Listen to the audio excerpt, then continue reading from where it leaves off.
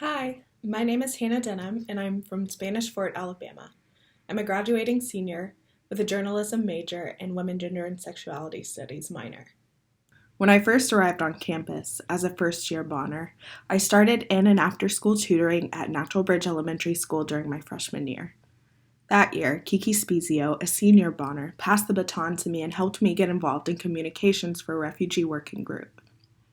As I worked with the community members, including W&L professors, who worked on this committee to settle and support a family from the Democratic Republic of the Congo seeking refuge here in Lexington, I learned about bureaucratic, socioeconomic, and cultural approaches to uniting as a community. I also grew very close with one of the organizers, Jerry Ney and his wife Anne, who I call my Lexington grandparents. My parents stay with them in their house every year for Parents' Weekend, and they were going to share their home with my entire family for graduation this year before it was postponed. The summer after my freshman year, I engaged with two efforts that continued to deepen my understanding of cross-cultural communication and issues related to migration and identity. I worked with a group at home in Mobile, Alabama called Belong that supported local immigrant families through ESL and GED classes, art classes for children, school supplies, meals, and other needs as they surfaced. I loved the community in that classroom, the grassroots leadership of the organization, and how the needs of the clients were prioritized first, always. I reflected on this later that summer when I traveled to Vietnam and worked on a documentary project there for a month with my classmate Trong Duong.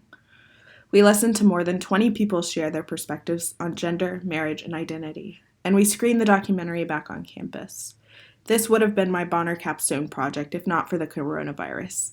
I planned to screen the documentary and invite community members, students, and faculty and staff to a discussion based on the same questions we asked the interviewees in the documentary.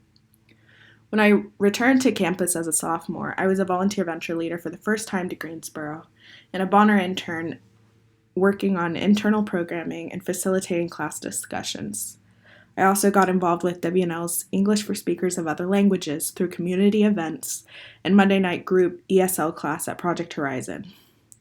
I felt compelled that I had found a service site home with the organization and the individuals and families with whom we worked. I continued to work with ESOL as a volunteer, and it was during my junior year that I joined leadership as communications chair, and then became co-president overseeing tutoring and communications during my senior year. My work with ESOL showed me just how many different ways the organization is plugged into the community and how we seek to meet the needs of and bridge relationships between our neighbors. The Bonner program also instilled in me deep relationships with Shepherd program staff, other Bonner students, and Lexington and Rockbridge area residents. I learned the incredible strength of this community and how neighbors care for each other, eat together, work together, celebrate together, worship together, and love together. I learned that real community looks like one that is constantly asking, "What do you need? How can I help?" I learned that communication goes far beyond language, and there's more to be said in sharing a meal, dancing in a crowd at Hopkins Green, and sitting at the same table.